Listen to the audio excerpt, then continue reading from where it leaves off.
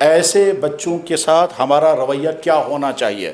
Option ہمارے پاس دو ہے. Option number 1 ڈانٹ ڈپٹ، برا بھلا، گالی گلوچ، مار پیٹ. یہ آپشن کراس، یہ آپشن ہرگز نہیں لینا. نہ ڈانٹ ڈپٹ، نہ برا بھلا، نہ بد دعا، ہرگز نہیں. یہ درست بھی نہیں ہے. یہ ٹیچر کو بہت ہی مہربان اور مربی بننا چاہیے. ایک چیز ہم سب بھول جاتے ہیں، اسکول میں ہر بچہ ضروری نہیں وہ کتاب کے لیے ہی بنایا ہے خدا نے.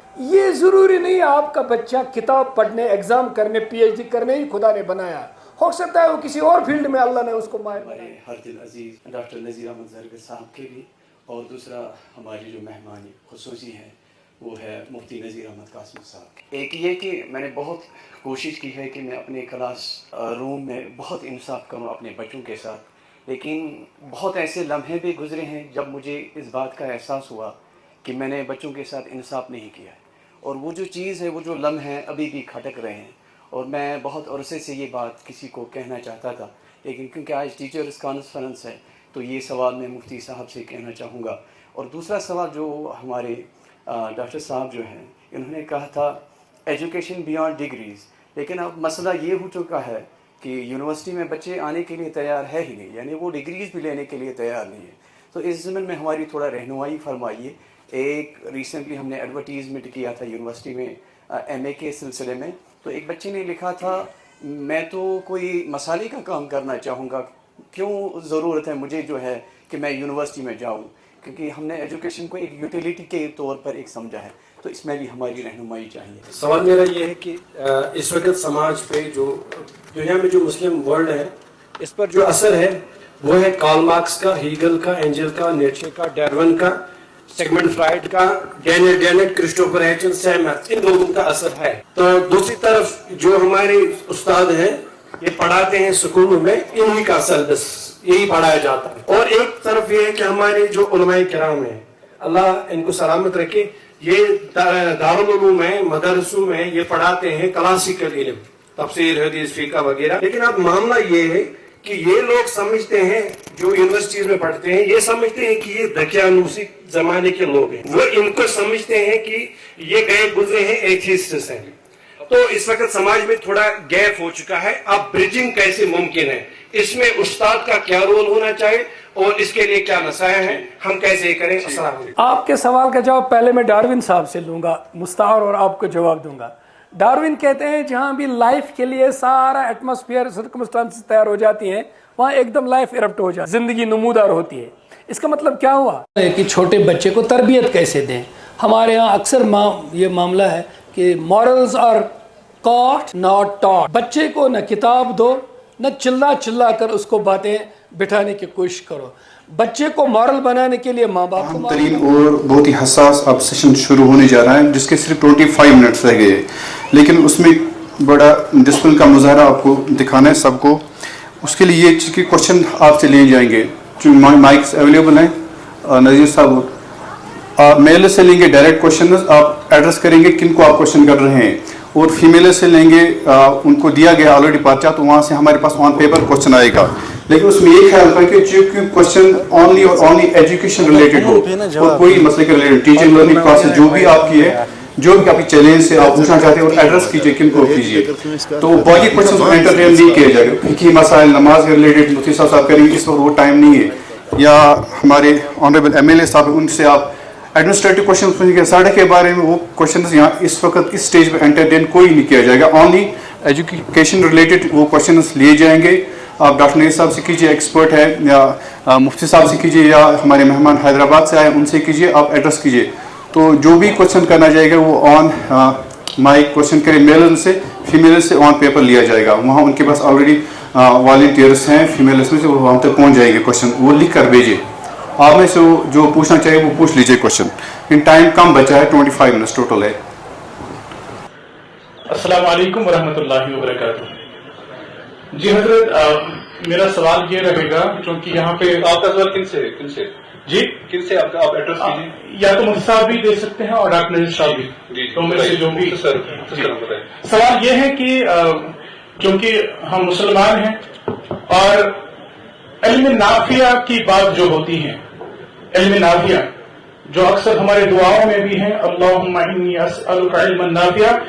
تو کیا ہاں جو علم ہم دنیاوی انسٹیٹیوشنس میں حاصل کرتے ہیں، تو اس کو کس طریقے سے ہم علم نافع کہہ سکتے ہیں، یا کس زاویے کے تحت ہم اس کو علم نافع بنا سکتے ہیں؟ جزاک اللہ خیر. آپ کا سوال بہت اچھا سوال ہے. یہ ضرورت ہے لیکن مختصر میں عرض کرتا ہوں. نافع کا مطلب نفع دینے والا. علم نافع وہ علم جو انسان کو نفع دے. نفع جو ہے وہ کسی ایک میدان کی چیز نہیں ہے. نفع اس اعتبار سے کہ انسان عبادت گزار بنے، نفع اس اعتبار سے کہ انسان روزگار کمانے والا بنے، نفع اس اعتبار سے کہ انسان مہذب بنے، نفع اس اعتبار سے کہ انسان سویلائزڈ بنے، نفع اس اعتبار سے کہ انسان باشعور بنے، نفع اس اعتبار سے کہ انسان تعلیم یافتہ بن کر کے وہ سارے کام کر پائے جو کام تعلیم یافتہ نہ ہو کر نہیں کر سکتا ہے. نافع ہونا اس اعتبار سے کہ اس سے قوم کو نفع ہو. جب اس اینگل سے اب آپ دیکھیں گے تو آپ جو سکولوں میں علم پڑھا رہے ہیں وہ بھی علم نافع ہے. ہمارا جو ٹیچر ہے، جو ٹیچر اس وقت پڑھا رہا ہے یا اپنی اس تعلیم کا نفع اٹھا رہا ہے تبھی تو اس کو یہ ملازمت ملی. ہمارا وہ ڈاکٹر جو پیشنٹوں کا علاج کر رہا ہے، یہ اس نے پڑھا ہے تبھی اس علم کا نفع اٹھا رہا ہے، اپنا روزگار بھی کما رہا ہے اور پیشنٹوں کا علاج بھی ہو رہا ہے. ہمارا وہ جج جو انصاف کا فیصلہ لکھ رہا ہے، اس نے اپنے علم کا نفع اٹھایا تبھی وہ مظلوموں کو انصاف دے رہا ہے اور تبھی وہ غلط کاموں کے غلط ہونے کا فائدہ. غرض یہ کہ آپ کا وہ علم جس کے بارے میں آپ کو خطرہ لگ رہا ہے کہ شاید علم نافع نہ ہو، حقیقت یہ ہے کہ وہ بھی علم نافع ہے، بس صرف نیت درست کرنے کی ضرورت ہے، نمبر ایک. اور نمبر دو یہ کہ اس کو نافع بنانے کی ضرورت ہے. اس لیے علم نافع، مثلا ایک شخص نے قرآن پڑھا، حدیث پڑھی، لیکن بعد میں نہ خود عمل کیا نہ قرآن و حدیث دوسروں تک پہنچایا، تو علم اس کے پاس آ گیا لیکن نافع نہیں بنا. ایک شخص نے میتھ پڑھا، میتھ پڑھنے کے بعد اس نے میتھ دوسروں کو پڑھایا اور وہ جو میتھ پڑھنے والے اسٹوڈنٹ ہیں آگے چل کر وہ بہترین روزگار کمانے والے بن گئے. مثلا مان لیجیے آگے چل کر کے وہ بہترین اکاؤنٹنٹ بن گئے. ٹھیک، تو اس نے جو پڑھایا، اس پڑھانے کے نتیجے میں یہ شخص ایک بہترین روزگار کمانے والا بن گیا. اس نے بزنس مینجمنٹ پڑھایا، اس کے نتیجے میں اس آدمی نے کامیاب بزنس کیا، تو گویا اس کا علم نافع بن گیا. تو نافع من حیث الدنیا اور نافع من حیث الدین دونوں اعتبار سے نافع ہوگا تو علم نافع بن جائے گا. مختصر. ٹھیک ہے.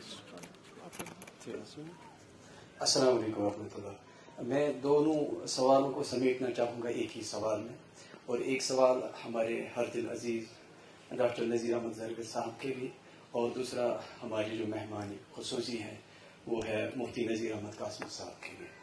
ایک یہ کہ میں نے بہت کوشش کی ہے کہ میں اپنے کلاس روم میں بہت انصاف کروں اپنے بچوں کے ساتھ، لیکن بہت ایسے لمحے بھی گزرے ہیں جب مجھے اس بات کا احساس ہوا کہ میں نے بچوں کے ساتھ انصاف نہیں کیا ہے، اور وہ جو چیز ہے، وہ جو لمحے ابھی بھی کھٹک رہے ہیں. اور میں بہت عرصے سے یہ بات کسی کو کہنا چاہتا تھا، لیکن کیونکہ آج ٹیچرز کانفرنس ہے تو یہ سوال میں مفتی صاحب سے کہنا چاہوں گا. اور دوسرا سوال جو ہمارے ڈاکٹر صاحب جو ہیں انہوں نے کہا تھا ایجوکیشن بیانڈ ڈگریز، لیکن اب مسئلہ یہ ہو چکا ہے کہ یونیورسٹی میں بچے آنے کے لیے تیار ہے ہی نہیں، یعنی وہ ڈگریز بھی لینے کے لیے تیار نہیں ہے. تو اس ضمن میں ہماری تھوڑا رہنمائی فرمائیے.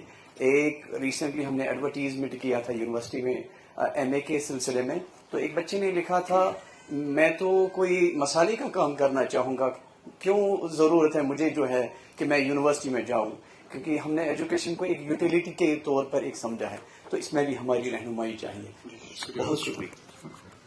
آپ کہاں پڑھا؟ ایک بات ابھی سمجھ نہیں پایا، وہ یہ ہے کہ صحیح آپ کو یونیورسٹی میں بچے نے کہا میں آؤں گا ہی نہیں، میں ڈگری ہی نہیں لوں گا، وہ ڈگری لینا نہیں چاہتا ہے. سوال کیا تھا اس میں؟ یعنی کہ آپ کا جو ٹاپک تھا وہ تھا ایجوکیشن بیانڈ ڈگری، لیکن وہ ڈگری بھی لینے کے لیے تیار نہیں، یونیورسٹی آنے کے لیے تیار نہیں. وہی تو میں کہتا ہوں، تعلیم کا ڈگری سے کوئی تعلق نہیں. ہمارے ہاں تعلیم یافتہ اسے کہتے ہیں جس نے ایم اے کیا، بی اے کی، بی ایس سی کیا، پی ایچ ڈی کی، یہ ہو گیا تعلیم یافتہ. نہیں، یہ ہے لٹریٹ آدمی، یہ پڑھنا لکھنا جانتا ہے. علم جو حاصل کیا جاتا ہے وہ ضروری نہیں کتاب سے ہی لیا جائے، وہ ضروری نہیں سکول جا کر پڑھا جائے. میں تو کاشر پہ شیخ العالمن کت سکولس مز پورمت، تمس کھت کس بوڑ علم زانن وول. اس میں یہاں دیکھنا اصل میں علم کہتے کس کو ہمیں؟ اس کاغذ کی سرٹیفکیٹ کو جو آپ نے فریم میں گھر میں رکھی ہے، جیسے کوئی بوڑھا آدمی اپنے بچے اس سے کہتے ہیں بابا تم بوڑھے ہو، ہم نے ساری زندگی تم کو بوڑھا دیکھا، کیونکہ جب 50 سال کی عمر میں اس کا پہلا بچہ ہوا اس نے اس کو بوڑھا ہی دیکھا اور ساری عمر بوڑھا دیکھا. تو یہ جیب سے نکالتا ہے اپنی 20 سال کی فوٹو، کہتا ہے میں یہ تھا. وہ کہتے ہیں تم تو یہ تھے لیکن تم ہو کیا؟ تو ایک ہے کہ ہم کہتے ہیں، ہمیں کوئی کہتا ہے تمہارے پاس کیا نالج ہے، ہم سرٹیفکیٹ نکال کر کہتے ہیں یہ نالج ہے. وہ کہتا ہے 2 ضرب 2 کتنے ہو گئے، ہم کہتے ہیں وہ معلوم نہیں، سرٹیفکیٹ میری پی ایچ ڈی ہے میتھمیٹکس کی. تو ایجوکیشن بیونڈ ڈگریز کے معنی ہے علم کو براہ راست علم والوں سے سیکھنا، فطرت سے سیکھنا، تجربے سے سیکھنا، اللہ کی دی ہوئی عقل سے سیکھنا، ذہانت سے سیکھنا. ٹھیک ہے، اللہ کے ساتھ اپنے تعلق کو بڑھا کر اس سے علم کا سیکھنا، جیسے فطرت سے علم سیکھنا. جیسے قرآن کہتا ہے ایمپیریسزم، جیسے اونٹ کو دیکھو، گائے کو دیکھو، زندوں کو دیکھو، مردوں کو دیکھو، قبرستان کو دیکھو، ہنسنے کو دیکھو، رونے کو دیکھو، جینے کو دیکھو، مرنے کو دیکھو. ایک ہے سکول آ جاؤ کچھ مت دیکھو، بس ایسے سرٹیفکیٹ لے لو اور تم پڑھے لکھے ہو گئے.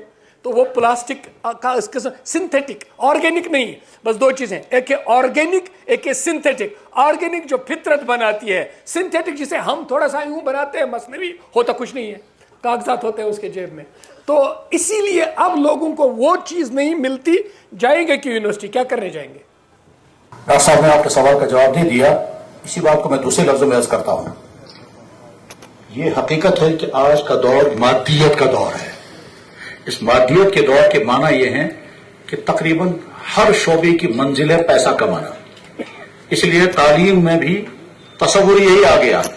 ہمارے 2 شعبے انتہائی قیمتی شعبے تھے، تعلیم اور ہیلتھ، مگر افسوس یہ دونوں شعبے اب کمرشل ہو گئے، اب یہ تجارتی شعبے بن گئے. ڈاکٹر پہلے خدمت خلق کی منصب پر بیٹھتا تھا، اب بے شمار ڈاکٹروں کا کنسرن صرف اپنا پیسہ ہے. تو چونکہ آج کا دور مادی دور ہے، اس مادی دور کا ایک نتیجہ وہ بھی ہے کہ ایک آدمی کہتا ہے کہ مجھے کیا کرنا ہے ڈگری لے کر کے، اور یہ وہ اس لیے بھی کہتا ہے کیونکہ ڈگری والوں کو دیکھتا ہے وہ بے روزگاری کے شکار ہیں، اس لیے وہ یہ سوچتا ہے کہ. لیکن بہرحال آپ ذمہ دار اس کے ہیں کہ آپ کے پاس جو ڈگری لینے کے لیے آئے گا، آپ کے پاس جو پڑھنے کے لیے آئے گا، آپ اسی کا ذمہ دار ہیں. ڈاکٹر اگر کہتا ہے کہ پیشنٹ میرے پاس آنے کو تیار نہیں تو ڈاکٹر کی ذمہ داری نہیں ہے، لیکن جو پیشنٹ اس کے پاس آ گیا اس کا علاج اسے کرنا ہوگا. ایک پہلا سوال آپ کا یہ تھا کہ آپ کو یاد آ رہا ہے کہ آپ نے کچھ کلاسوں میں انصاف نہیں کیا. اس پر میں مبارکباد پیش کروں گا. کم سے کم یہ احساس تو پیدا ہو گیا کہ کچھ کلاسیں میری ایسی گزری ہیں جن کلاسوں میں نے انصاف نہیں کیا. بہت اچھا، اس کا تو اب کوئی علاج نہیں ہے، وہ تو دور ہے جو گزر چکا ہے. البتہ یہ احساس پیدا ہو گیا، آئندہ کوشش یہ کرنی ہے کہ جو کوتاہیاں ہوئی ہیں اور وہ آپ سے نہیں وہ ہم سب سے ہوئی ہوں گی. ہمیں سے جو بھی استاد ہے کوئی یہ دعویٰ نہیں کر سکتا ہے کہ ہم نے حق ادا کر دیا. حق ادا کرنے کا دعویٰ کوئی نہیں کر سکتا. ہاں اگر یہ احساس پیدا ہو جائے کہ اگر ہم سے حق ادا کرنے میں کوتاہی ہوئی ہے تو آئندہ ہم حق ادا کرنے کی کوشش کریں گے. یہ جذبہ ابھر جانا یہ بھی بہت قیمتی اور تحسین آمیز چیز ہے. السلام علیکم ورحمۃ اللہ وبرکاتہ. اپنا نام بتائیں اور کہاں پڑھا تھے جلدی. میرا نام شیخ منظور ہے. سوال میرا یہ ہے کہ اس وقت سماج پہ جو دنیا میں جو مسلم ورلڈ ہے اس پر جو اثر ہے وہ ہے کارل مارکس کا، ہیگل کا، اینجل کا، نیچے کا، ڈارون کا، سیگمنڈ فرائڈ کا، ڈینیل ڈینٹ، کرسٹوفر ہیچن، سیم ہیتھ، ان لوگوں کا اثر ہے. تو دوسری طرف جو ہمارے استاد ہیں یہ پڑھاتے ہیں اسکولوں میں، انہی کا اثر بس یہی پڑھایا جاتا ہے. اور ایک طرف یہ ہے کہ ہمارے جو علماء کرام ہیں اللہ ان کو سلامت رکھے، یہ دارالعلوم میں، مدرسوں میں یہ پڑھاتے ہیں کلاسیکل علم، تفسیر، حدیث، فقہ وغیرہ. لیکن اب معاملہ یہ ہے کہ یہ لوگ سمجھتے ہیں جو یونیورسٹیز میں پڑھتے ہیں یہ سمجھتے ہیں کہ یہ دقیانوسی زمانے کے لوگ ہیں. وہ ان کو سمجھتے ہیں کہ یہ گئے گزرے ہیں ایتھیسٹس ہیں. تو اس وقت سماج میں تھوڑا گیپ ہو چکا ہے. اب برجنگ کیسے ممکن ہے؟ اس میں استاد کا کیا رول ہونا چاہیے اور اس کے لیے کیا نصائح ہیں؟ ہم کیسے یہ کریں؟ السلام علیکم. آپ کا سوال کن سے ہے؟ یہ تسلیم شدہ حقیقت ہے کہ گیپ ہے. یہ گیپ ہونا چاہیے، جواب ہے بالکل نہیں ہونا چاہیے. یہ گیپ پیدا کس طرح سے ہوا؟ جواب ہے اس میں دونوں طبقے برابر کے شریک ہیں. ڈاکٹر اور انجینئر میں گیپ ہے لیکن ہم اس کو گیپ نہیں مانتے. इंजीनियर का अपना फील्ड है, डॉक्टर का अपना फील्ड है, वकील और डॉक्टर में गैप है, वकील के अपना दायरे कार है, डॉक्टर का अपना दायरे कार है। बस ठीक इसी तरह से मज़हब और गैर मजहबी तालीम, मॉडर्न एजुकेशन, असरी तालीम और दीनी तालीम, इन दोनों में कोई गैप नहीं है। असरी तालीम ठीक उसी तरह से हमारी तालीम थी जैसे दीनी तालीम असली तालीम थी। ये दोनों तालीमें दरअसल एक ही थी, लेकिन 17वीं सदी के साइंसी और सनअती इनकलाब के बाद दोनों तालीमों का दायरा अलग अलग हो गया और इस गैप को ख़त्म करने की कोशिशें कुछ अलीगढ़ से हुई हैं, लेकिन बहरहाल उसके नताइज सही नहीं निकल सके। हमारी जिम्मेदारी ये है कि जब हम दीनी तालीम पढ़ाने वाले लोग अच्छी तरह से समझते हैं कि बेशुमार शोबों में हम उन तमाम भाइयों के बहुत ज़्यादा मोहताज हैं जो असली तालीम से वाबस्ता है। मसलन मेडिकल के तमाम शरई मसाइल हम तभी हल करते हैं जब मेडिकल की तरफ से रहनुमाई मिलती है। बिज़नेस की वो तमाम मसाइल हम तभी हल कर पाते हैं जब बिज़नेस के माहिरीन की तरफ से रहनुमाई मिलती है। समाजियात के मसाइल हम तभी हल कर पाते हैं जब समाजियात के माहिरीन उसकी, तो हम उस वक्त मजबूर होते हैं उन तमाम से मदद लेने के लिए। मैं इसकी ज़्यादा तफसील बयान नहीं कर सकूँगा इस वक्त, एक मिसाल देता हूँ। हमें फ़ैसला ये करना था कि बस मैं मिसाल बताता हूँ, IVF करने की इजाज़त है या नहीं। अब ज़ाहिर है IVF करने के मुतालिक शरई फैसला करने से पहले ज़रूरी है मुझे कि मेडिकल की पूरी डिटेल के साथ मुझे IVF को समझना है, उसके सारी शक्लों को समझना है। सारी शक्लों को समझने के बाद फिर मुझे इस्लाम को सब मुंतबी करना है, और वो IVF की डिटेल समझने के लिए मुझे ज़रूरी है मेडिकल के माहिरीन से कांटेक्ट करना, तभी मैं उसका मसला हल कर सकूँगा।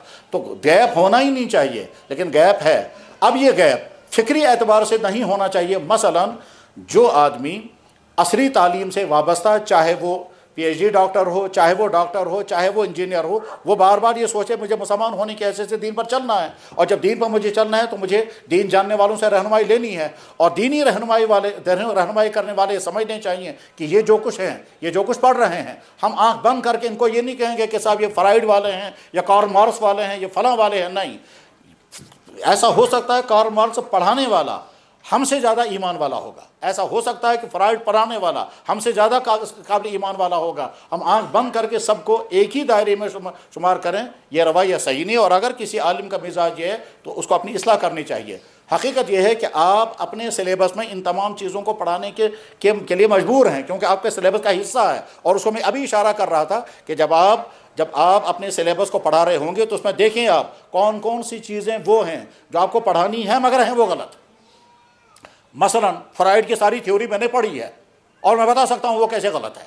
कार्ल मार्क्स की थ्योरी तो फेल हो चुकी है, वो तो रशिया ख़त्म हो चुका है, वो सारा फ़लसफ़ा जो है वो दरिया बुर्द है। अब ले देकर ज़बरदस्ती चाइना ने उसको पकड़ करके रखा है, वरना कम्युनिज़म और मार्क्सिज्म की सारी थ्योरी नाकाम हो चुकी है। और इश्तराकियत ने उसको शिकस्त दे दी है, तो खुद ही ख़त्म हो गया। तो गरज है कि थ्योरियाँ दुनिया में आती रहेंगी, चलती रहेंगी, उसको प्रमोट करने वाले करते रहेंगे और आगे चल करके वो थ्योरियाँ फेल होती रहेंगी। तफसील के साथ बात करने की ज़रूरत है इस मौजू पर, लेकिन शार्ट में मैं अर्ज़ कर रहा हूँ कि हमें ये गैप ख़त्म करना चाहिए और इसके लिए उलमा को जो जिम्मेदारी है वो करें, और जो गैर उलमा उनकी जो जिम्मेदारी है वो करें। वो इनको कहें कि हम आपसे लेने के मोहताज हैं, और हम ये कहें कि हम आपसे लेने के मोहताज हैं। ये जो कोऑपरेशन हो तो ये और होता है। हम कितने मसाइल में मजबूर होते हैं। अभी कुछ अरसे पहले जब हमारे यहाँ बहस हो रही थी कि आई डोनेशन की इजाज़त है या नहीं, आई डोनेशन के मुतालिक सभी लोग समझते हैं कि आँख निकाल कर दूसरे को लगानी है। अब हमें जब फैसला करना था तो हमको पहले आई डोनेशन के से पहले ये समझना पड़ा कि साहब आई डोनेशन में करना क्या पड़ता है। तो आँख के माहिर डॉक्टरों को लाया, उनके साथ डिटेल से बात की, उसके बाद उन्हें बताया आँख नहीं, ये आँख के अंदर एक कॉर्निया है, और वो कार्निया जो है वो इंसान की उंगली के नाखून के बराबर है। ये कार्निया निकालना होता है, और कार्निया निकालकर इस तरह से दूसरे को इंजेक्ट करते हैं। इस तमाम डिटेल के बाद फिर फैसला हुआ कि आई डोनेशन करने की इजाज़त है या नहीं। या इसी तरह से श्रीनगर मेडिकल इंस्टीट्यूट में सेमिनार चल रहा था, उस सेमिनार में किडनी और लीवर के ट्रांसप्लांट का मसला था। जब हम वहाँ गए और उन्होंने मुझे बुलाया اور وہاں وہ سارے ڈاکٹر تھے، ان تمام ڈاکٹروں نے ڈیٹیل کے ساتھ بتایا کہ کڈنی کا ٹرانسپلانٹ کیسے ہوتا ہے اور لیور کا ٹرانسپلانٹ کیسے ہوتا ہے، اس کے بعد ہم فیصلہ کر سکے کہ کون سی صورت جائز ہے کون سی ناجائز ہے۔ تو ہم کوآپریشن کے بغیر تو ایک قدم بھی آگے نہیں چل سکتے اگر ہمیں اس دور میں اپنے دین کو چلانا ہے، اور لہٰذا جو ذمہ دار علماء ہیں وہ آپ تمام سے مدد لے کر کے پھر اس کے بعد آج کے زمانے کی دینی ضروریات پوری کرتے ہیں۔ تو کوآپریشن کے بغیر تو ہمارے پاس کوئی چارہ کار نہیں۔ ہم جب کسی مسئلے میں اجتہاد کرتے ہیں، اس اجتہاد کا تعلق اس مسئلے کا تعلق جس شعبے کے ساتھ ہوگا اس شعبے کے ماہرین سے مدد لینی ہوگی، تب اس کے بعد اجتہاد کر سکتے ہیں۔ وینٹیلیٹر لگانا کب جائز ہے کب ناجائز ہے، یہ سمجھانے کے لیے امریکہ سے ڈاکٹر عمر آئے اور ایک سیمینار میں انہوں نے تقریباً 1.5 گھنٹے تک سمجھایا کہ وینٹیلیٹر کام کیا کرتا ہے، اور جب ہارٹ بیٹھ جاتا ہے تو وینٹیلیٹر کیسے کام کرتا ہے، اس کے بعد پھر وینٹیلیٹر جب نکالیں گے تو آدمی کا حال کیا بنے گا، اس کے بعد علماء فیصلہ کر سکے کہ وینٹیلیٹر کب لگانا ہے اور کب نکالنا ہوگا۔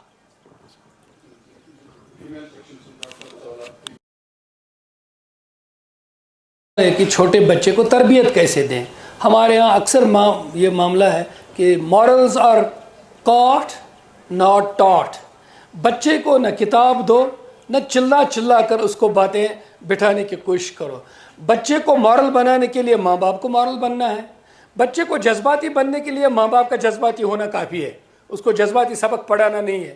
بچے کو جھگڑا سکھانے کے لیے ماں باپ نے 1-2 جھگڑے خود کرنے ہیں اس کے سامنے، خود بخود وہ بھی جھگڑا سیکھے گا۔ تو بچہ ماحول میں بننے والا بچہ ہے، یہ وہ پانی ہے جو ابلتا خود نہیں، اس کے نیچے آنچ ہوتی ہے آگ کی تو وہ پانی گرم ہو جاتا ہے۔ تو والدین اور ماحول جس طرح کی زندگی باتوں میں، تعلقات میں، سمجھ میں، بوجھ میں جس طرح کی گزارتے ہیں، اسی طرح سے بچہ خاموش طبیعت سے، خاموش ذہن سے اور خاموش آنکھوں سے اس کو کیچ کرتا رہتا ہے، اس کی آگے کی زندگی اسی طرح سے بنتی رہتی ہے۔ شُرۍ سٕنٛدۍ کیرن کۄچھِ منٛز نیرن، بس ماں باپ کا جو ماحول ہے، ماں کی گود ہے، یہی بچے کا اصل میں اسکول ہے۔ اسی لیے یہ کہا گیا کرسچن ماہرین تعلیم کے ہاں 7 سال اس کے لیے ضروری ہیں، اور ہمارے ہاں سائنٹیفک انداز سے یہاں کشمیری لوگ بھی بڑے ذہین گزرے ہیں، 5 سال اس کے لیے کافی ہیں۔ 5 سال کی عمر بچے کو ماں کے ساتھ بہت قریبی گزرتی ہے، زیادہ سے زیادہ اسٹریچ کر کے 3 سال ماں کی گود کے، 2.5 سال تو دودھ کے، وہ بھی ایکسٹینڈ کر کے 2 سال اس کے لیے ضروری ہیں دودھ کے، 6 مہینے ضرورت کے اعتبار سے اور بڑھا دیے، اور پھر ماں کے ساتھ وہ چمٹا رہتا ہے 5 سال کی عمر تک۔ تو وہی ہے شُرۍ سٕنٛدۍ کیرن کۄچھِ منٛز نیرن۔ تو یہ 5 سال تربیت کرنے والی ماں، جذبات پہ قابو رکھنے والی ماں، صبر سکھانے والی ماں، ساس اور نند کے ساتھ حکمت کے ساتھ زندگی گزارنے والی ماں جب بچے کو چلاتی ہے، ہاتھ میں ہاتھ ڈال کر اسے سمجھاتی ہے زندگی ساتھ ساتھ چلتے چلتے، تو یہ 5 سال اس بچے کو جو پورے ماں کے ساتھ ملیں گے کٹے گا نہیں، اسی لیے 6 سال میں وہ اسکول چلا جائے گا۔ سارے سوالوں کا جواب ہوگا۔ تو ایسے بچوں کے ساتھ ہمارا رویہ کیا ہونا چاہیے؟ آپشن ہمارے پاس 2 ہیں۔ آپشن نمبر 1 ڈانٹ ڈپٹ، برا بھلا، گالی گلوچ، مار پیٹ، یہ آپشن کراس ہے۔ اس پر یہ آپشن ہرگز نہیں لینا ہے، نہ ڈانٹ ڈپٹ، نہ برا بھلا، نہ بد دعا، نہ ہرگز نہیں، یہ درست بھی نہیں ہے، مفید بھی نہیں ہے۔ دوسرا راستہ ایک ہی ہے، محبت، پیار، کتنا ہی وہ ناراض کرنے والے کام کیوں نہ کرے، کتنا ہی وہ الجھنے والا کام کیوں نہ، کتنا ہی وہ غصہ دلانے والا کام نہ کرے، یہاں سے نرم رہنا ہے، نرم رہ کر کے، محبت کر کے، پیار دے کر کے اور سمجھا کر کے۔ سمجھانے کی ایک مثال شروع میں بتائی تھی جناب محترم لطیف صاحب نے، اور بڑی قیمتی مثال بتائی تھی کہ جب ایک بچے نے دوسرے کو دھکا دیا، اب آپ کہیں گے اگر تم نے آئندہ دھکا دیا تو تم کو سزا لگے گی، شکل نمبر 1۔ شکل نمبر 2، وہ بچے کو کہا جائے کہ دیکھو بیٹا آپ نے اس کو دھکا دیا، اگر آپ کو کوئی دھکا دے گا تو کیسا لگے گا؟ تو بچہ سوچنے لگے گا۔ اچھا اگر آپ کو دھکا دے گے، آپ کسی کو دھکا دو گے تو اللہ تعالیٰ خوش ہوں گے ناراض ہوں گے، وہ سوچنے لگے گا۔ تو یعنی اس کی سوچ کو ابھارنے کی کوشش کرنی چاہیے۔ تو وہ ہمارا ٹیچر، خاص طور پر وہ فیمیل ٹیچر جن کے پاس چھوٹے بچے آتے ہیں اور وہ چھوٹے بچے شرارتی ہوتے ہیں، ضدی ہوتے ہیں، روتے ہیں، بات نہیں مانتے ہیں، چھیڑخانی کرتے ہیں، یہ کرتے ہیں، تو ان کے لیے بڑا صبر کا معاملہ ہے۔ یہ جو ڈاکٹر صاحب بار بار کہہ رہے تھے صبر، یہ دراصل وہی ہے۔ نرم مزاج بن کر کے تربیت کرنا، یہ ہے اصل کمال. ڈانٹ ڈپٹ کر کے سدھارنا. ڈانٹ ڈپٹ اور مار پیٹ کا تعلق جانوروں کے ساتھ ہوتا ہے، انسانوں کے ساتھ نہیں، خصوصاً آج کے دور میں. آج کے دور میں تو محبتوں کے ساتھ ہی ہے. بس میں بات ختم کر رہا ہوں. حضرت انس بن مالک رضی اللہ تعالیٰ عنہ کہتے ہیں کہ میں بچہ تھا اور اللہ کے نبی علیہ السلام کے ساتھ میں نے 10 سال گزارے. میں کبھی کوئی کام کہتے تھے کرنے کو میں نہیں کرتا تھا، اور کبھی کہتے تھے یہ مت کرو میں کرتا تھا. کبھی مجھے کسی کام کے لیے بھیجتے تھے میں بھول جاتا تھا. 10 سال میں ایک مرتبہ بھی اللہ کے نبی نے مجھے ڈانٹتے ہوئے یہ نہیں کہا انس میں نے تمہیں کہا تھا یہ کرنا تم نے کیوں نہیں کیا، میں نے تمہیں فلاں کام کے لیے بھیجا تھا تم نے کیوں نہیں کیا. ایک مرتبہ بھی مجھے اللہ کے نبی نے نہیں ڈانٹا. حمل نمونہ محمد رسول اللہ. یہ ایک جنرل سوال ہے بہت سارے پیرنٹس کا. تو ان بچوں کی ایک مرتبہ کاؤنسلنگ کروائی جائے. جو کیریئر گائیڈنس کے لوگ ہوتے ہیں ADHD والا پرابلم ہوتا ہے ان کو، ڈسلیکسیا والا پرابلم ہوتا ہے. ہم کتنی بھی بچوں پہ محنت کر لیں اس کا سولوشن ہم کو نہیں ملتا. ان بچوں کو ہم کو چاہیے کہ وہ ماہرین تعلیم جو خصوصی تعلیم کے ماہر ہوتے ہیں ان کے یہاں بھیج کر چیک کروائیں کہ یہ بچوں کے ساتھ کچھ ڈسلیکسیا یا ADHD کی پرابلم ہے.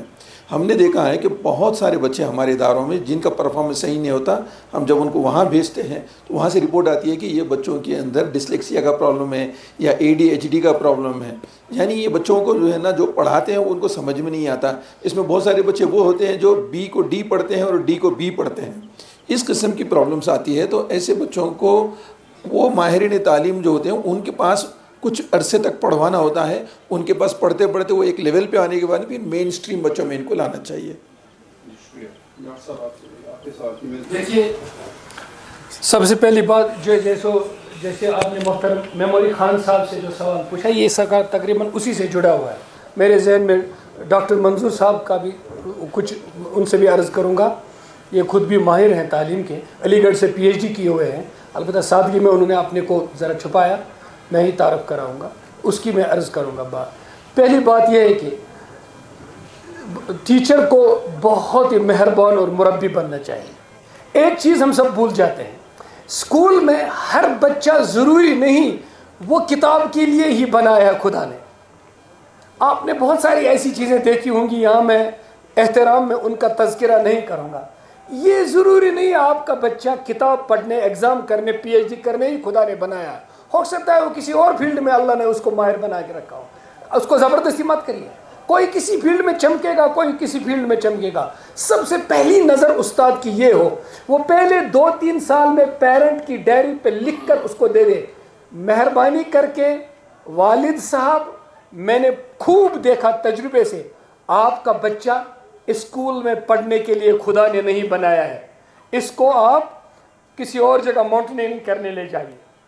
یہ اسکول کا بچہ نہیں ہے. اسے آپ کوئی اور بنائیے، اسے آپ کسی دستکاری میں لگائیے. ہو سکتا ہے اللہ نے اس کو اسی لیے بنایا ہو. کیا یہ فن ٹیچر دیکھ سکتا ہے؟ گھس سکتا ہے انسان کے اندر محبت سے. جو حدیث میں نے عرض کی تھی کہ لوگ یا تو سونا ہے یا تو چاندی ہے. یہ سونا اور چاندی کو پرکھنا اور دیکھنا یہ بچہ کس لائق ہے وہ اس کو بتا سکتا ہے. کبھی جیسے ڈاکٹر صاحب نے فرمایا کہ بچے میں فطری کوئی کمزوری ہوتی ہے. جیسے میں آپ کو ایک سادہ سی مثال دوں گا، زیادہ ٹائم نہیں لوں گا. شیخ العالمن چھُ ووٚنمُت تیٚلہِ مالہِ آسن پٔتِم کیرن ٹنگ تو ژوٗنٛٹھۍ پپن ژیرن سۭتۍ. اس کے بایولوجی کے معنی ہیں پیوبرٹی بالغ ہونے سے پہلے شروع ہو جائے گی، کیونکہ تعلیم ایسی ہی ہوگی اور شکلیں ایسی ہی ہوں گی کہ بچہ بالغ نہیں ہوگا لیکن بالغ ہو جائے گا، خیالات سے، سوچ سے، سب کچھ سے. نمبر 2 ٹنگ تو ژوٗنٛٹھۍ پپن ژیرن سۭتۍ پپنٲے اَسہِ کٲشرو. مےٚ ؤنۍ تو امریکن تریل چھا اکتوبرس منٛز یِوان والنہٕ کِنہٕ جوٗنس منٛز؟ امریکن کر یِوان والنہٕ؟ اکتوبرس منٛز. أسۍ کر تراوان تتھ رنگ چھٔکِتھ تیار؟ جوٗن جُلایس منٛز. جوٗن جُلایس منٛز یُس امریکن رنگہٕ سۭتۍ تیار گژھِ، نہ چھُ تتھ رس، نہ چھُ تتھ صحت، سُہ چھُ بٮ۪مٲرۍ. أسۍ چھِنہٕ یژھان کانٛہہ بچہِ جوٗن جُلایس منٛز پۄپراوُن رنگہٕ سۭتۍ. تٔمِس چھِ فطری طور پر دٮ۪ماغٕچ مشین چلان اکتوبرس منٛز. کچھ بچوں کی ذہانت رنگ لاتی ہے 16-17 سال کے بعد. ہم ان کو 6 سال کی عمر میں وہ نکالنا چاہتے ہیں. یعنی انٹلیکٹ کی آنے کی جو رفتار ہے کسی میں پہلے ہے کسی میں بعد میں ہے. کوئی بچہ بالغ جلدی ہو جاتا ہے، کوئی بچہ بالغ پہلے ہو جاتا ہے. किसी बच्चे का IQ एक्टिवेट हो जाता है छोटी उम्र में, किसी का IQ जैसे इसमें शेठ वरना वाले, किसी का IQ बहुत देर में आ जाता है, किसी की रूहानी हिस्स शुरू में पैदा हो जाती है, अकली हिस्स बाद में पैदा हो जाती है, किसी की अक्ल बहुत जल्दी तेज हो जाती है, रूहानी हिस्स बाद में तेज हो जाती है। उस्ताद को इसमें जबरदस्ती करनी है। कोई फूल जल्दी खिलता है, कोई फूल बाद में खिलता है। बाद में मौसम में खिलने वाले फूल को डंडा बरसा कर आप पहले नहीं खिला सकते हैं। एक चीज ये। दूसरी चीज जो डॉक्टर साहब ने पूछी, मेरे ख्याल में हिंदुस्तान से इससे बड़ा कोई पूरी दुनिया में इतना बड़ा तजुर्बा नहीं हुआ है। जब दारुल उलूम देवबंद शुरू हुआ, बिल्कुल पैरेलल में अलीगढ़ यूनिवर्सिटी शुरू हुई। दोनों एक ही जगह के साथी थे। दारुल उलूम देवबंद के बानी भी, अलीगढ़ के बानी भी। अलीगढ़ वाले कहते थे दारुल उलूम देवबंद वाले कदामत पसंद हैं, दारुल उलूम वाले कहते थे अलीगढ़ वाले आगे के लोग हैं, इस दुनिया के लोग हैं। इस ब्रिज को, जैसे आपने लफ्ज़ ब्रिज बोला, इसको पाटने के लिए नदवतुल उलमा बना, मौलाना अली मुंगेरी रहमहुल्लाह का। नदवतुल उलमा से मौलाना अबुल हसन नदवी रहमहुल्लाह के दौर में अल-बासुल इस्लामी 1994 से मैं उसका सब्सक्राइबर हूँ। उसके एक कॉर्नर पे अरबी में लिखा होता है स्लोगन, बैन कदीम सालिह वल जदीद नाफिअ। इसको राजी फारूकी की लैंग्वेज में कहते हैं। इस्माइल राजी फारूकी इतने बड़े एजुकेशनिस्ट थे मुसलमानों के, अंग्रेज डर गए ये मुसलमानों को बेदार करेगा। उन्होंने छुरी से उसको भी मारा, बीवी को भी मारा कमरे में। तो अंग्रेजों तो नजाम कैसे वतन पारस बराबर बाया आबाद आस मगर मेवत मास की। तो उन्होंने उनको मारा। उसने सिखाया इंटीग्रेशन, जो बाद में बनी। इंटीग्रेशन के माने वो नदवा वालों ने इसमें लिखा था, बैना कदीम सालिह। ये जो कैरेक्टर जो मुफ्ती साहब फरमा रहे थे, सालिह सलाहियत, वो ले लो पुराने इल्म से।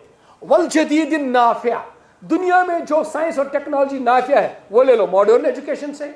मॉडर्न एजुकेशन से नफा वाली चीजें लो और कदीम एजुकेशन से सालिहियत और सलाहियत वाली चीजें लो। दोनों का इंटीग्रेशन हो जाएगा, दोनों हो जाएंगे। जैसे आज आप हैं, आप अलीगढ़ यूनिवर्सिटी से PhD हैं, हमें लग रहे हैं किसी मदरसे के आलिम हैं, तो दोनों आप में जमा हो गए, है कि नहीं जी? मुझसे क्या एक और सवाल डॉक्टर, ये लास्ट में आप अभी मेल से ही लेंगे, आप चलिए अभी 5-6 मिनट बस। अस्सलाम वालेकुम, मेरा नाम बिलाल अहमद कांतरे है और मैं कुपवारा से ताल्लुक़ रखता हूँ। जनाब, मेरे सवाल के पहला हिस्सा मुफ्ती साहब से, दूसरा हिस्सा डॉक्टर साहब से। चुनांचे हम मखलूत निज़ाम तालीम में दर्स व तदरीस के फ़राइज़ अंजाम देते हैं। अभी आपने कहा डॉक्टर साहब की आजकल छोटे बच्चे कम उम्र में सन्नी बलोगत को पहुंच जाते हैं। उन्हें ऐसे मामले मालूम होते हैं कि उस्ताद भी दंग रह जाता है। वो इस तरह के कपड़े, इस तरह की अदाएं पेश करते हैं कि उस्ताद के ईमान को एक बहुत बड़ा चैलेंज सामने रहता है, मौजूद रहता है बराबर 24 घंटे। हत्ता के रिपोर्ट्स ऐसे भी आते हैं कि बाद में घर के अंदर भी उस्ताद को ये चैलेंज पीछे पीछे रहता है। मेरा पहला सवाल मुफ्ती साहब से ये है कि आप हमें इस चैलेंज की हसासियत का इदराक दिलाएं, ये बताएं कितना बड़ा चैलेंज है। दूसरा बात जो मैं डॉक्टर साहब से पूछना चाहूंगा कि ये जो बड़ा चैलेंज है, इस चैलेंज के सद्भाव के लिए अमली इक़दाम क्या रहेंगे? बहुत बड़ा चैलेंज है को एजुकेशन की वजह से, बहुत बड़ा चैलेंज है स्टाफ में मेल फीमेल होने की वजह से। अब जवाब उसका क्या है, ज़ाहिर है बहुत तफसील के साथ जवाब नहीं दिया जा सकता। अगर किसी इंसान को किसी ऐसी जगह रहना पड़े जहाँ का सारा माहौल उसके ख़िलाफ़ हो, मसलन गर्मियों में रहने वाला एक इंसान ड्यूटी देने पर मजबूर है लद्दाख की पहाड़ियों पर, तो उसको वहाँ एडजस्ट करना है अपने आप को, वहाँ की सर्दी से अपने आप को बचाने के सारे इंतजाम करने हैं और ड्यूटी देनी है। सख्त सर्दी के इलाके में रहने वाला एक शख्स अगर किसी गर्मी के इलाके में ड्यूटी देने में मजबूर हो गया जहाँ 50 डिग्री की गर्मी होती है, तो वहाँ वो एडजस्ट करेगा, उसके बगैर कोई चारेकार नहीं है। सेम इसी तरह से हल इसका ये था कि को एजुकेशन ख़त्म हो जाती, हल इसका ये था कि मेल के लिए अलग, फीमेल के लिए अलग कॉलेज होते, स्कूल होते बालिग होने से के बाद तक। लेकिन इस वक्त तो नाबालिग बच्चे जो हैं वो वक्त से पहले बालिग हो जाते हैं। तो ऐसे में सिर्फ एक ही हल है, नंबर 1 अल्लाह का डर, नंबर 2, अपने आप को ये समझना कि आगे जो मेरे सामने है ये मेरी बेटी के दर्जे में है या मेरी सगी बहन के दर्जे में है। सगी बहन तो बन नहीं सकती क्योंकि आप उस्ताद हैं, वो स्टूडेंट है, तो लिहाजा बेटी के दर्जे में है। अब अगर खुदा न खास्ता आपकी बेटी अपनी नाफहमी की वजह से कोई ऐसी चीज़ कहे या करे कि जो नहीं होनी चाहिए, तो उस वक्त आपको दुख भी होगा और ज़ाहिर है अपने आप को बचाएंगे भी। तो सिवाय इसके हमारे पास और कोई हल नहीं है कि ऐसे माहौल में हम उस इन्फेक्शन से अपने आप को बचाएं। इन्फेक्शन 2 होते हैं, एक फिजिकल इन्फेक्शन, एक स्पिरिचुअल इन्फेक्शन, अखलाकी। तो ये अखलाकी ख़तरा है। बस मैं डिटेल में बात किए बगैर मुख्तसर अर्ज़ करता हूँ, वाशरूम जाना हमारी नेचुरल ज़रूरत है, इसको हम अवॉइड नहीं कर सकते, नहीं इसका कोई दूसरा ऑप्शन है, वाशरूम जाना ही जाना है। अब हमारे सामने 2 ऑप्शन है। ऑप्शन नंबर 1, हम वहाँ की गंदगियों लथपथ होकर के बाहर आ जाएं, और ऑप्शन नंबर 2, हम कम वक्त गुजारें और साफ़ होकर के बाहर आएँ। बस ठीक इसी तरह से आप जिस माहौल में हैं उस माहौल की ख़राबियों से अपने आप को बचा करके निकाल कर रखना है, जैसे वाशरूम की गंदगियों से हम अपने आप को बचा कर निकाल कर लाते हैं। यही आखिरी हल है। एक जुज़न का बाकी है। आपके सवाल का जवाब पहले मैं डार्विन साहब से लूँगा, मुस्तार, और आपको जवाब दूंगा। डार्विन कहते हैं जहाँ भी लाइफ के लिए सारा एटमॉस्फेयर सर्कमस्टांसेस तैयार हो जाती हैं, वहाँ एकदम लाइफ इरप्ट हो जाती है, ज़िंदगी नमूदार होती है। इसका मतलब क्या हुआ? इसका मतलब ये हुआ मेडिकल साइंस से एक आदमी को भूख लगती ही नहीं है।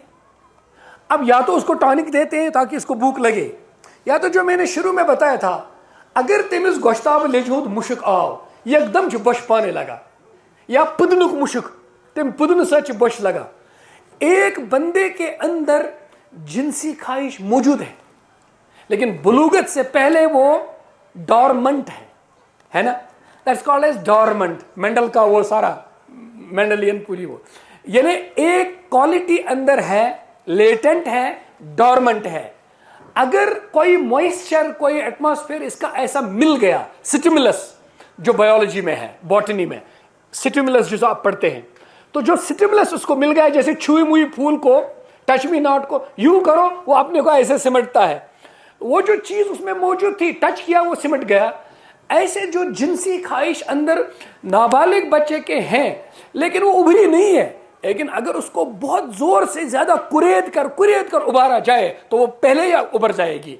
हमारा माहौल, हमारी शक्लें, हमारा मोबाइल, हमारे उठने बैठने के तरीके और बाजारों के खाने, हमारे, अब मैं खानों की किस्में भी बताता, लेकिन तुम दुकान पर कना तो रिट्यून में, इसलिए वो मैं नहीं बताऊंगा। हमारे खानों में मिले हुई सिंथेटिक चीजें, उनके पास अंदर के केमिकल्स, वो सारे के सारी चीजें हमको उम्र से पहले तेलिमाल आसन पतिम केरन टंग तो चूंट पपन।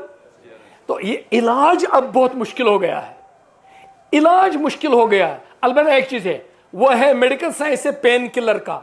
एक आदमी को बीमारी से दर्द हो रहा है, अब 2 चीजें हैं, बीमारी का इलाज करो कि दर्द, बीमारी खत्म, दर्द भी खत्म। एक है कि पेन किलर ऐसा दो कि दर्द मौजूद रहे, एहसास दर्द खत्म हो जाए। तो इसलिए हमारे बच्चे जवान हो गए, चैलेंजेस मौजूद हैं, अट्रैक्शन जबरदस्त है, बुराई में पड़ने का खतरा है, कोई एजुकेशन जाएगी नहीं, वो रहेगी, बुरी शक्लें जाएंगी नहीं, वो मौजूद है माशरे में। मोबाइल का चैलेंज खत्म नहीं, मोबाइल के साथ तुम जी रहे हो। अब क्या करना है? अब आपको मेजर पोर्शन इसको देना है उस दीनी माहौल का, उस नेक मजलिस का, उस अच्छी सोहबत का। उलमा के पास बैठेगा, सुलह के पास बैठेगा, खानका के पास बैठेगा, नेक लोगों के पास बैठेगा। वालिदैन शाम को सहाबा किराम के वाक़यात सुनाएंगे, सीरत के वाक़यात सुनाएंगे, किरदार उसके अंदर बनाएंगे। तो वो जो जहरीली सूरत अंदर मौजूद थी, वो खुदा के खौफ से, वो अपनी तालीम व तरबियत से, वो आखिरत के शौक से, जब एक दफ़ा कसम खाऊं तो, लेकिन खरा यहाँ मेरे औकात ही नहीं है वो चीज़ें बताने की, खुदा की कसम, एक दफ़ा खुदा की मोहब्बत का, हुजूर की कुर्बत का इतना सा चस्का थोड़ा सा दिल में आ गए, हर किसी बुराई का चस्का खत्म हो जाएगा। तो अब आपने वो चीज़ें तो खत्म नहीं कर पाएंगे, ये चीज़ें डाल दीजिए, अंदर डाल दीजिए अच्छे अच्छे माहौल की, और प्यारे रसूल की प्यारी अजमतें सुनाइए, वो खुद खत्म हो जाएंगी वो चीज़ें। और ये बचपन से ही शुरू कीजिए। उसके लिए घरों के अंदर का अपना माहौल, नफल नमाजें घर में पढ़िए, तिलावत ऊंची ऊंची आवाज़ में घर में पढ़िए, फजर के बाद अवराद शरीफ को ऊंची ऊंची आवाज़ में घर में पढ़िए, दुरूद तस्बीहात का बच्चों को भी दीजिए। देखिए हर एक आदमी में बुराई का जज्बा मौजूद है, हम में भी है, पता नहीं किसी में और में नहीं है। अलबत्ता वो मगलूब करना है, ख़त्म अब नहीं होगा। आप नहीं करेंगे इलाज तो बढ़ता रहेगा। आप नेक सोहबतों में बिठाएंगे, बुराइयों के जज्बे मौजूद होकर भी सो जाते हैं। ये इलाज है इसका। जी शुक्रिया। बड़ा इंटरेस्टिंग होता जा रहा है, इसको रोकना जरूरी है टाइम की वजह से। नहीं एक पोर्शन डॉक्टर साहब बताएंगे लड़कियों का क्या करेंगे आप। मैं आपसे सुनना चाहता था, ये लड़कियां ये जितनी बातें हमारे डॉक्टर साहब ने कही है कि वो तो लड़कों के मुताबिक रही है कि नेक सोहबत मिले, मस्जिदों का माहौल मिले और सारी चीज़ें मिले, लड़कियां कहाँ जाएं।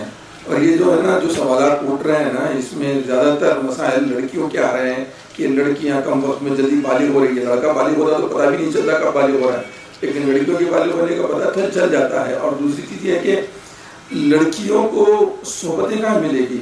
सबसे अहम बात यह है कि मोबाइल फ़ोन, इसका इतना ईजी एक्सेस हो गया है कि इसके बाहर निकलना बड़ा मुश्किल हो गया है। देखिए मोबाइल फ़ोन का इस्तेमाल बुरा नहीं है, लेकिन मोबाइल फ़ोन का गुलाम बन जाना बुरा है। और आज बच्चे नहीं बड़े भी मोबाइल फ़ोन के गुलाम बने हुए हैं। और ये बच्चे तो वो हैं जो मोबाइल फ़ोन हाथ में लेकर पैदा हो रहे हैं, मिसाल के तौर पर कह रहा हूँ। हमारे वो जो बड़े जो मोबाइल के गुलाम बने हैं ना, वो तो आज से 10-15 साल पहले मोबाइल को देखे हैं अपनी आंखों से।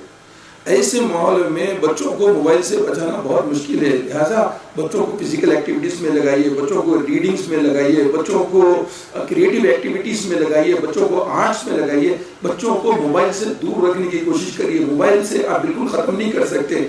ऐसे माहौल को अपने घरों में पैदा करना जरूरी है जहाँ पर बच्चे मोबाइल से बचे, क्योंकि बहुत सारी गंदगियाँ बच्चे मोबाइल फ़ोन के ज़रिए से ले रहे हैं। और मोबाइल फ़ोनों के ज़रिए से उनके ऊपर जो असरात पड़ रहे हैं वो बहुत गैर मामूली है। तो एक अहम वजह है कि prevention is better than cure है। तो ये प्रिवेंशन वाली बात है, मोबाइल या बुरे माहौल से बच्चों को बचाना। और दूसरा, माँ बाप मॉडलिंग करें बच्चों के सामने, टीचर्स भी मॉडलिंग करें। माँ बाप ये करें कि भाई कम से कम मोबाइल फ़ोन इस्तेमाल करें घर के अंदर, बच्चों के सामने मोबाइल फ़ोन ना इस्तेमाल करें। बच्चों के सामने आप इस्तेमाल करेंगे, उनको मना करेंगे, वो कभी भी नहीं सुनेंगे। तो माँ बाप के ऊपर बहुत बड़ी जिम्मेदारी आती है बच्चों को समझाए कि वक्त कितना कीमती है। मगर उसके लिए फिर से ये है कि आप मोबाइल फ़ोन से दूर रहिए। आज देखने में ये आ रहा है कि माएँ बच्चों को मोबाइल फ़ोन हाथ में देकर अपनी जान छुड़ाने की कोशिश कर रही है। फिर यही माँ कल के दिन परेशान हो रही है, मेरी बच्ची ज़िंदगी में मुब्तला हो रही है, परेशान हो रही है, नाफरमानी कर रही है, बदतमीजी कर रही है। तो इन चीज़ों से बचने के लिए, और ये जो माहौल की बात हो रही है और जो स्कूलों के अंदर जो छोटा सा मंजर आपको नजर आ रहा है, ये घरों के अंदर क्या हो रहा है, कजन्स के कितने मसाइल चल रहे हैं, बेशुमार है, हमारे तस्वीर के बाहर है। तो ये जो फसाद है, जो फितना है मोबाइल के इस्तेमाल का बड़ों की तरफ से, वो बड़ों की बच्चों की बिगाड़ का बड़ा सीरिया बना हुआ है। तो इसको जो है ना जितना हो सके प्रिवेंट करने की कोशिश करें। जी शुक्रिया। तो लास्ट में मैं हमारे ऑनरेबल MLA साहब फारूक अहमद शाह साहब जो कि सेक्रेटरी एजुकेशन में रहे हैं, इनका बहुत ज़्यादा शुक्रगुज़ार। कोई सियासी जलसा तो है ही नहीं, तकरीबन 2.5 घंटे से बैठे। मुझे नहीं लगता ये सियासी जलसे में इतने टाइम बैठते होंगे, तो इनका भी शुक्रिया बहुत ज़्यादा।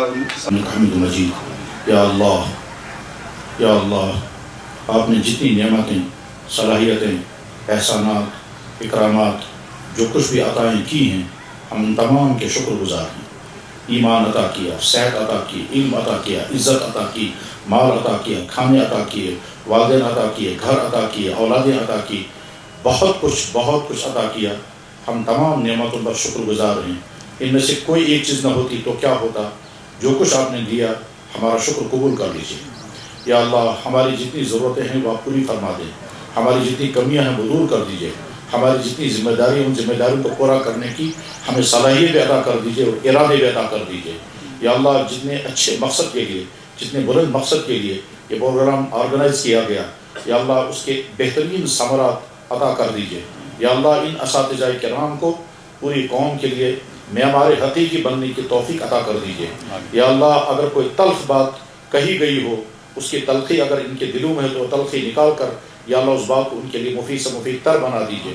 जो कुछ कहा गया या अल्लाह उसको कहने वाले के लिए, सुनने वालों के लिए मुफीद बना दें, और जो कुछ कहना था रह गया वो खुद ही इनके दिलों में डाल दीजिए।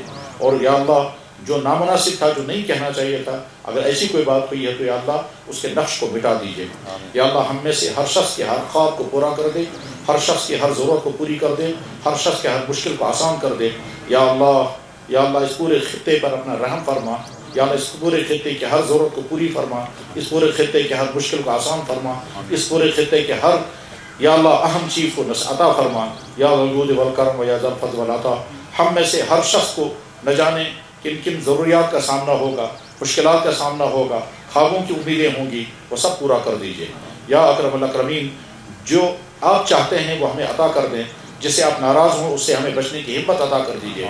یا اللہ ہم انسانوں کے لیے مفید سے مفید تر بن جائیں، ہم اپنے بچوں کے لیے نمونہ بنیں، اپنے شاگردوں کے لیے، اپنے گھر والوں کے لیے، اپنے دوستوں کے لیے، سب کے لیے. یا اللہ ہم ایسے بنیں کہ آپ کہیں گے بہت اچھا بندہ، آپ کے نبی کہیں گے بہت اچھا امتی، ہمارے والدین کہیں گے بہت اچھی اولاد، ہمارے بیویاں کہیں بہت اچھے شوہر، ہمارے اولادیں کہیں بہت اچھے والدین، ہمارے اسٹوڈنٹ کہیں بہت اچھے اساتذہ، ہمارے دوست کہیں بہت اچھے دوست، ہماری سوسائٹی کہیں بہت اچھا انسان.